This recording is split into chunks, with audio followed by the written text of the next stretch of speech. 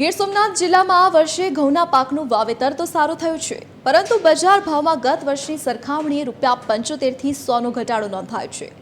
વધતા જતા ખેતી ખર્ચ સામે ઓછા ભાવ મળતા ખેડૂતો અત્યારે પડ્યા પર પાટું જેવી સ્થિતિ અનુભવી રહ્યા છે।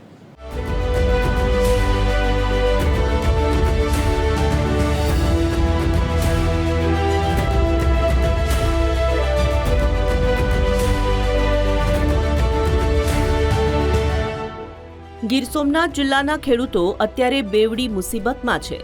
એક તરફ બિયારણ, ખાતર, મજૂરી અને ડીઝલના ભાવ વધતા ખેતી ખર્ચ આસમાને પહોંચ્યો છે, ત્યારે બીજી તરફ ઘઉંના બજાર ભાવમાં નરમાઈ જોવા મળી રહી છે। ખેડૂતોના મતે જો 20 કિલો ઘઉંના ₹600 ભાવ મળે તો જ થોડો નફો થઈ શકે। ઘઉંના ભાવ છે ભાઈ 400 થી 30 થી માંડીને 50 55 સુધી છે।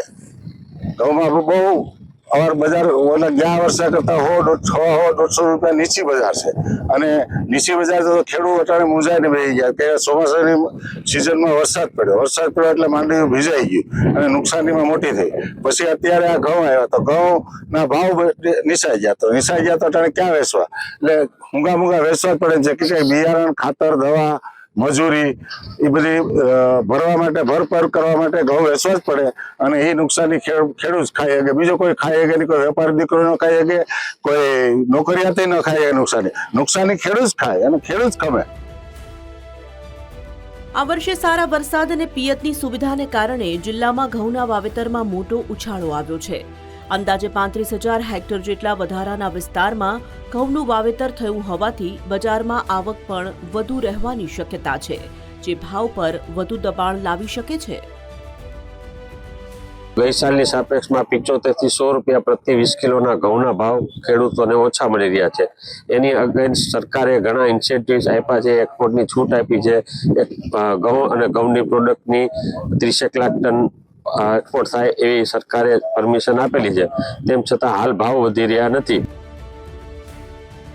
હાલમાં ખેડૂતો અને વેપારીઓ બંનેની નજર સરકારની નિકાસ નીતિઓ પર ટકી છે।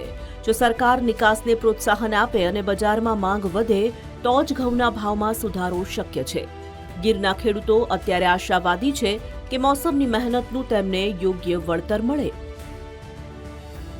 ઘઉંનો નિકાલ થઈ શકે અથવા તો સરકારે આના ઉપર કઈ ઇન્સેન્ટિવ્સ આપવા પડે કે એક્સપોર્ટ બોનસ આપવો પડે તો એ સરકાર આપે એવી અમારી અપેક્ષા છે, જેથી કરીને આ ઘઉંનો નિકાલ થાય અને લોકોને પોષણક્ષમ ભાવ મળી રહે।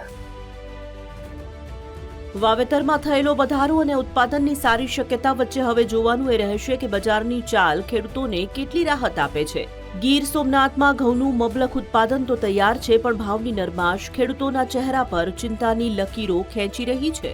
મહેશ ડોડિયા, TV13 ગુજરાતી, ગીર સોમનાથ।